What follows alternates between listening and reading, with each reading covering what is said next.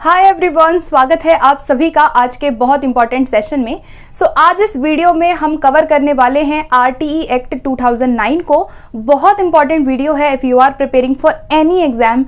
ये वीडियो आप सभी को मदद करेगी एंड डेफिनेटली आपको ज़रूर बेनिफिट मिलेगा इस वीडियो से। अगर आप पूरी वीडियो देखते हैं तो don't skip this video, because कहीं ना कहीं आपको चीज़ों की क्लैरिटी होगी। जो चीज़ें आप कभी बुक में पढ़ते हैं, आप इधर उधर पढ़ते हैं, तो कई बार होता है हमें चीज़ें ना याद करने में काफ़ी डिफिकल्ट हो जाता है। I will try to cover all those aspect in very briefly, ताकि आप इनको याद इजीली कर सकें जो भी इंपॉर्टेंट बातें हैं। And exam point of view से ना जितनी भी इंपॉर्टेंट पॉइंट्स हैं उनको मैंने यहाँ पे हाईलाइट किया है।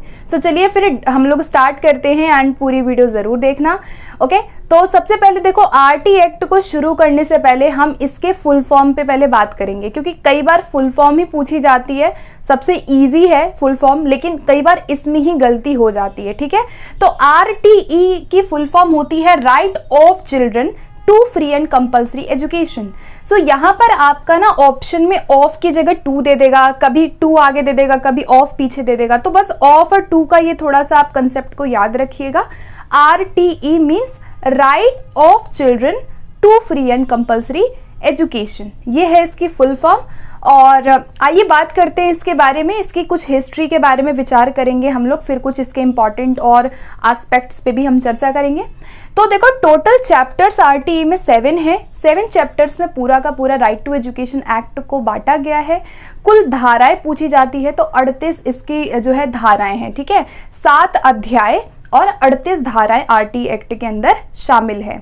अब हम बात करेंगे कि आरटी एक्ट है क्या और क्यों आया, कैसे कैसे ये आया, हमारे कॉन्स्टिट्यूशनल में क्या क्या चेंजेस आए जहां से आरटी एक्ट को लागू किया गया था। सबसे पहले 2 दिसंबर 2002 डेट आपको याद रखनी है।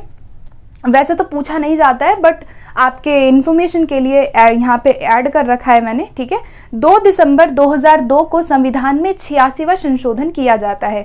अमेंडमेंट होते रहते हैं कॉन्स्टिट्यूशन में, तो जो 86 अमेंडमेंट है वो बहुत इंपॉर्टेंट हो जाता है, क्योंकि इस अमेंडमेंट में ही ये कहा गया कि भाई शिक्षा को हम क्या बनाएंगे, मौलिक अधिकार बनाएंगे। ठीक है, तो 2 दिसंबर 2002 में संविधान में 86वां संशोधन किया गया। कुछ कॉन्स्टिट्यूशनल चेंजेस लाए गए इस संविधान संशोधन में, और इस संशोधन के दौरान जो आर्टिकल 21A था, यानी अनुच्छेद 21A भाग 3 में ये कहा गया कि भाई हम शिक्षा को क्या बनाएंगे, हम एक मूल अधिकार बनाएंगे, मौलिक अधिकार बनाएंगे। तो एजुकेशन को फंडामेंटल राइट बनाया गया, मौलिक अधिकार बनाया गया आर्टिकल 21A भाग 3 में।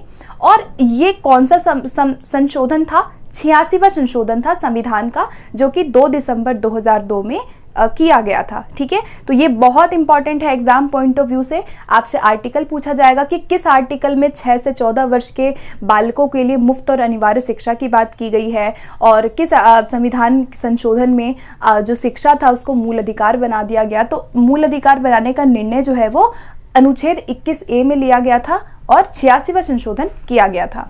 आगे बढ़ेंगे। 20 जुलाई 2009 में क्या होता है कि राज्यसभा में पारित किया जाता है आरटी एक्ट को। तो आरटी एक्ट जो आया था वो राज्यसभा में पहले आया था, उसके बाद लोकसभा में इसे लाया गया था। तो राज्यसभा में आया 20 जुलाई को, बस ऐसे बेसिक याद रख लो। 4 अगस्त को ये लोकसभा में आया 2009 में। ठीक है, जुलाई में आया राज्यसभा में, 4 अगस्त को आया लोकसभा में। उसके बाद 26 अगस्त को राष्ट्रपति ने इस पे हस्ताक्षर किया, और तब से ये क्या बन गया, आरटी अधिनियम बन गया। तो जब राष्ट्रपति ने इस पे हस्ताक्षर किए तो ये क्या बन गया, अधिनियम बन गया।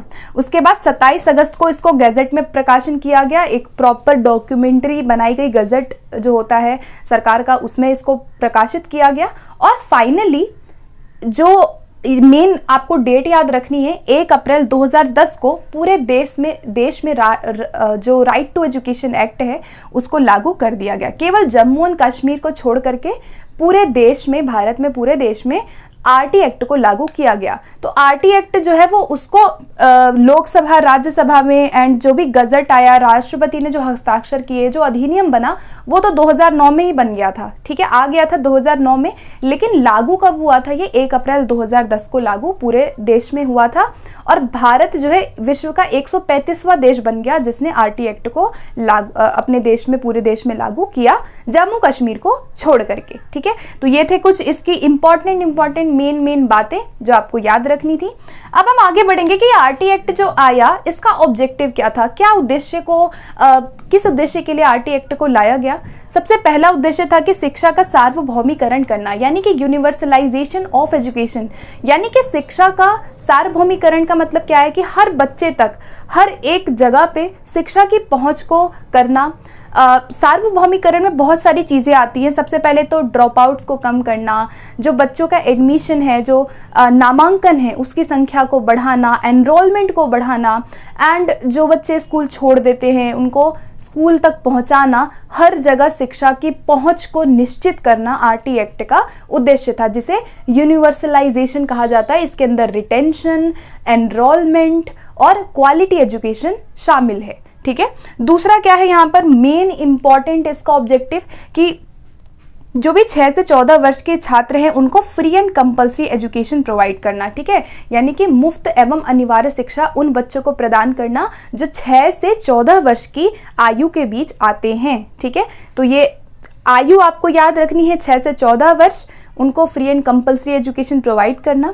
और उसके बाद तीसरा है कि गुणवत्तापूर्ण शिक्षा को सुनिश्चित करना पूरे देश में, यानी कि आप क्वालिटी एजुकेशन देंगे, शिक्षा का सार्वभौमिकरण करेंगे एंड 6 से 14 वर्ष के बच्चों को फ्री एंड कंपल्सरी एजुकेशन को आप सुनिश्चित करेंगे, ठीक है।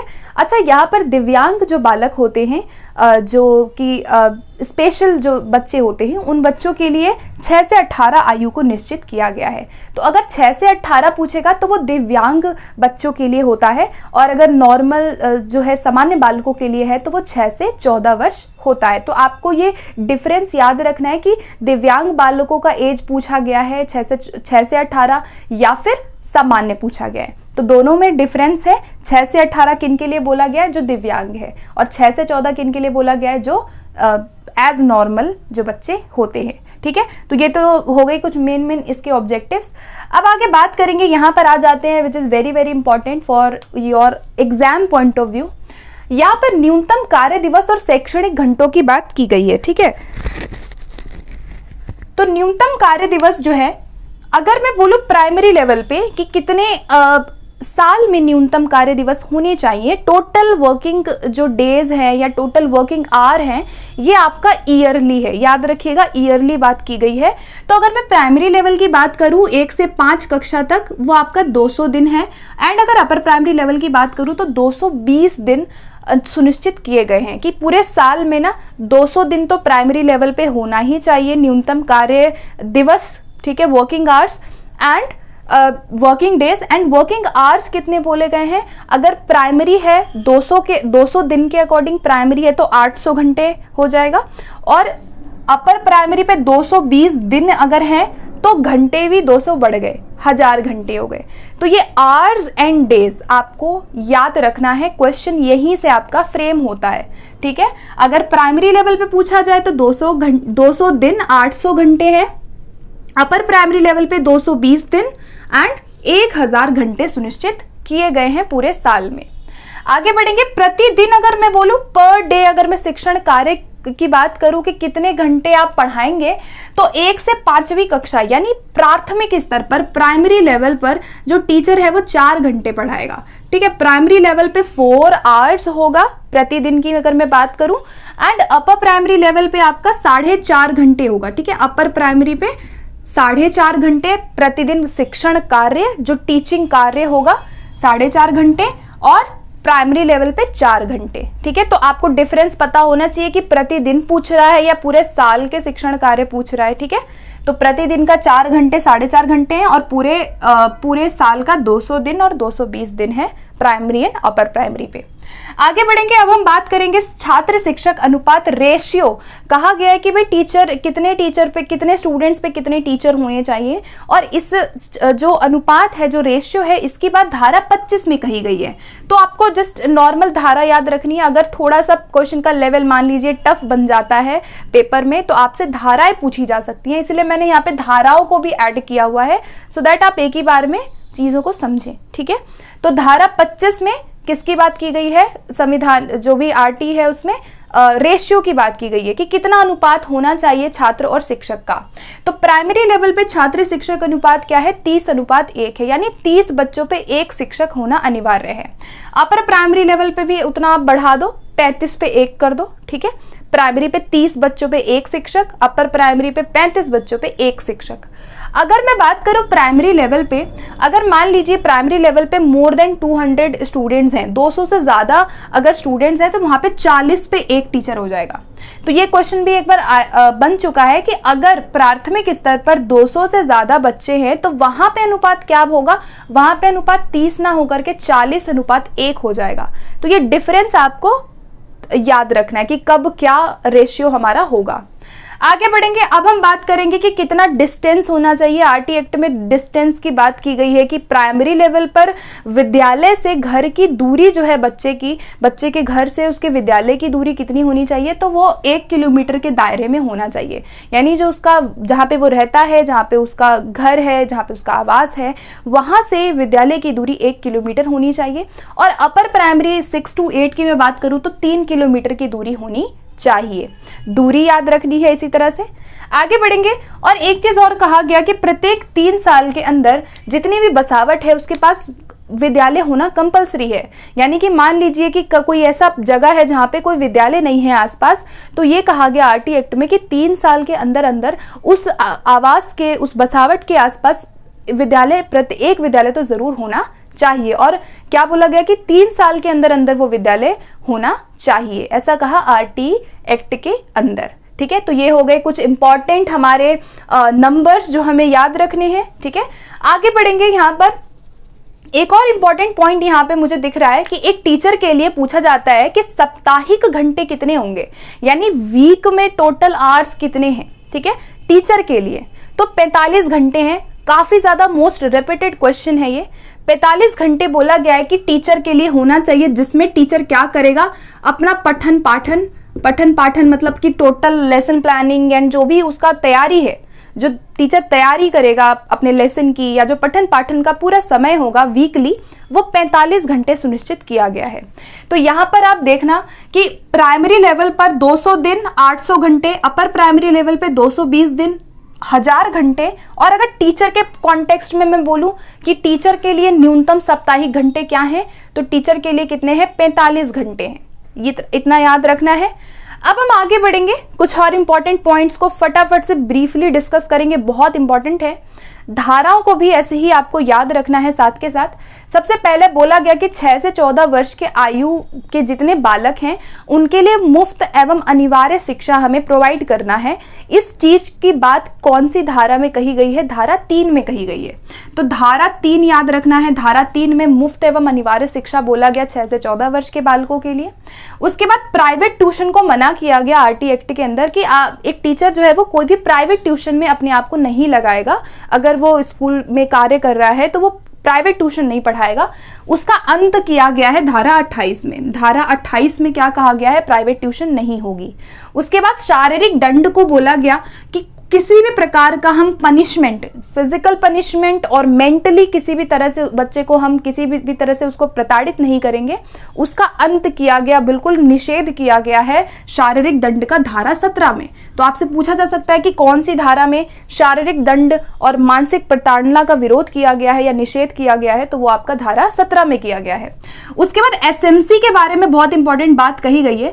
एसएमसी की फुल फॉर्म क्या होती है? स्कूल मैनेजमेंट कमेटी, यानी विद्यालय प्रबंधन समिति। विद्यालय प्रबंधन समिति जो है वो आरटी एक्ट के दौरान आया था। ठीक है, किसके अंदर आया था? आरटीई एक्ट के दौरान ही इसको लाया गया और धारा 21 में इसकी बात की गई है। This is very very important question, आ चुका है अभी अभी रिसेंट डीएसएसबी के एग्जाम में। एसएमसी में ये कहा गया कि भाई हर विद्यालय में एक कमेटी होगी, उस कमेटी में 75% सदस्य कौन होंगे? माता पिता या अभिभावक होंगे। 75% का मतलब होता है 3/4, ठीक है। अगर आपसे 3/4 पूछा जाए कि 3/4 जो सदस्य है वो कौन होंगे? अभिभावक होंगे, मतलब जिसका मतलब 75% होता है कि पेरेंट जो है सदस्य होंगे एसएमसी के, और 50% महिलाएं सुनिश्चित होंगी, यानी एसएमसी में 50% कौन होनी चाहिए? महिलाएं होनी चाहिए। और जो एसएमसी का अध्यक्ष होता है वो माता पिता या अभिभावक होते हैं, ठीक है। एसएमसी का अध्यक्ष पूछा जाता है कि एसएमसी का अध्यक्ष कौन होता है, तो माता पिता या अभिभावक होते हैं जो कि डिसीजंस लेते हैं, निर्णय लेते हैं, केवल पठन पाठन को छोड़ करके बाकी अदर चीजों में पेरेंट जो है वो भागीदारी करते हैं एसएमसी के अंदर। और एसएमसी की बात राइट टू एजुकेशन एक्ट में बोली गई, धारा 21 में एसएमसी की बात की गई है। परसेंटेज याद रखना, 75% पेरेंट्स होंगे, 50% महिलाएं होंगी, एंड जो अध्यक्ष होंगे वो माता पिता होंगे, ठीक है। आगे बढ़ेंगे, 5वां पॉइंट वेरी वेरी इंपॉर्टेंट है। अगेन यहां पे ये कहा गया धारा 27 में, कौन सी धारा है? 27 है। धारा 27 में ये कहा गया कि शिक्षक को ना, एक तो ट्यूशन नहीं पढ़ाएगा शिक्षक, यहाँ पे प्राइवेट ट्यूशन का मना कर दिया गया। धारा 28 में प्राइवेट ट्यूशन नहीं होगा, लेकिन धारा 27 में भी एक बात और कही गई है कि शिक्षक जो है वो किसी भी गैर शैक्षणिक कार्य में नहीं लगेगा, केवल कुछ काम को छोड़ के। अब वो क्या क्या काम है जो टीचर कर सकता है? एक तो जनगणना कर सकता है, पहला, ये क्वेश्चन बन चुका है पेपर में। टीचर सेंसस में भाग ले सकता है, जो जनगणना की जाती है वहां पे टीचर्स भाग ले सकते हैं। टीचर जो है आपदा राहत कार्य में हिस्सा ले सकता है, डिजास्टर मैनेजमेंट वर्क कर सकता है। चुनाव संबंधी कार्य, जो भी कोई भी इलेक्शंस हैं तो चुनाव संबंधी कार्य, आपदा राहत कार्य, जनगणना संबंधित कार्य में टीचर ये ऐसे काम है गैर शैक्षणिक जिनको टीचर कर सकता है, अदरवाइज कोई और कार्य टीचर नहीं करेगा। इस चीज की बात आरटी एक्ट में धारा 27 में कही गई है, ये आपको याद रखना है, बहुत इंपॉर्टेंट था। आगे है, किसी भी प्रकार का डोनेशन, कैपिटेशन फीस हम नहीं लेंगे। जब भी हम अगर किसी बच्चे को एडमिशन दे रहे हैं तो कोई भी स्कूल किसी भी प्रकार का अन्य किसी भी प्रकार से डोनेशन या कैपिटेशन फीस किसी भी पेरेंट से या किसी से भी नहीं लेंगे, अभिभावक से, चाहे वो कोई भी हो। ये बात धारा 13 में कही गई है, ठीक।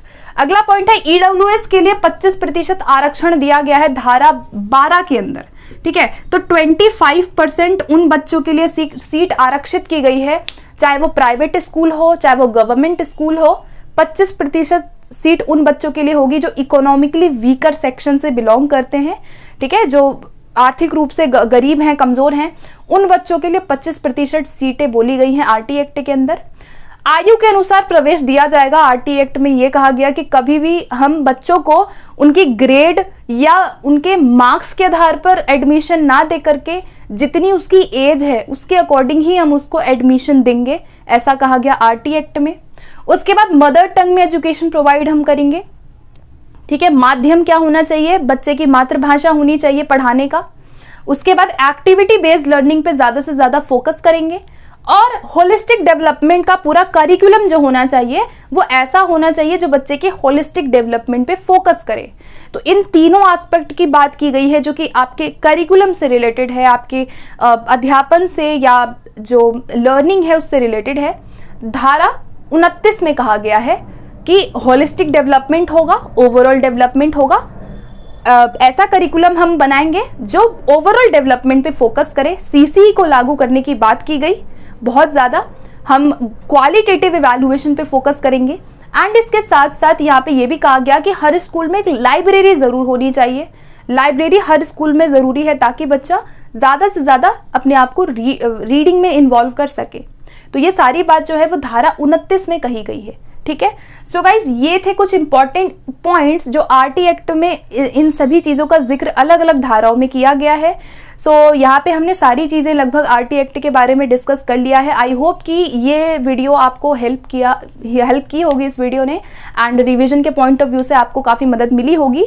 सो फिर सेशन को एंड करते हैं, एंड अगर कोई डाउट होता है, in case anything you have any doubt, then you can ask me in the comment section. आप मुझसे कमेंट सेक्शन में पूछ सकते हैं regarding anything. And if you need any video, कोई वीडियो आपको चाहिए तो आप वो भी मुझे बता सकते हैं, एंड कोई फीडबैक हो तो आप मुझे वो भी दे सकते हैं, ठीक है। सो मिलते हैं फिर अगले सेशन में बहुत जल्दी। Thank you.